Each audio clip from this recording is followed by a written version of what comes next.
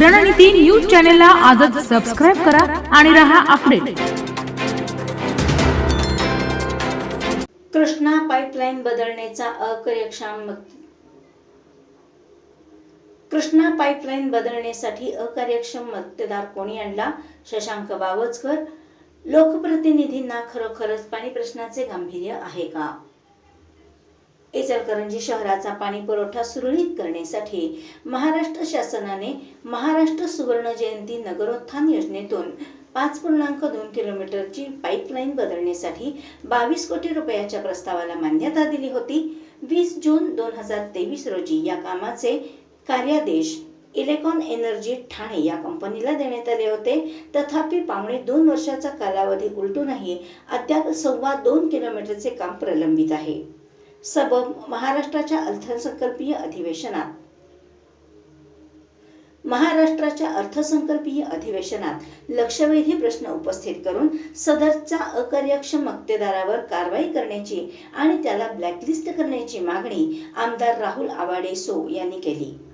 वस्तुतः सदर मक्तेदाराला कार्यादेश देताना त्याची आर्थिक कुवत आणि कार्यक्षमता लक्षात न घेता कार्यादेश द्यायला भाग पाडले का? पश्चिम महाराष्ट्रात आणि इचलकरंजी शहरात अशा कामाचा अनुभव असणारे मक्तेदार असताना ठाण्याहून याच मक्तेदाराला आयात करण्याचे काम नेमके कोणी केले? इतर मक्तेदारांनी निविदाच भरू नये म्हणून कोणी प्रयत्न केले? इलेक्ट्रॉन एनर्जीलाच काम देण्यात यावे म्हणून तत्कालीन आयुक्तांवर कोणी दबाव आणला? महाविकास आघाडीने सातत्याने हे काम पूर्ण व्हावे म्हणून पाठपुरावा केला असताना मक्तेदाराला 4 वेळा मुदतवाढ देण्याचे काम कोणाच्या सल्ल्याने झाले इत्यादी प्रश्न महत्त्वाचे असून त्याचीही चर्चा होणे आवश्यक आहे। गेले 5 वर्षे शहर तहानेने व्याकुळ असताना या प्रश्नावर आत्ताच पुढाकार कसा काय घेतला जातो असाही प्रश्न शहरवासियांना पडलेला आहे। मक्तेदार कंपनीला बँक गॅरंटी देण्याबाबत आयुक्तांकडे कुणी आग्रह धरला होता? वरील सर्व प्रश्नांची उत्तरे मिळणे आवश्यक असताना यावर विधिमंडळात प्रश्न उपस्थित करून नेमके काय साध्य होणार आहे? लोकप्रतिनिधींना खरोखरच पाणी प्रश्नाचे महत्त्व कळले असते तर या कामाचा मक्तेदार कार्यक्षम नेमला असता आणि काम पूर्ण करून घेतले असते।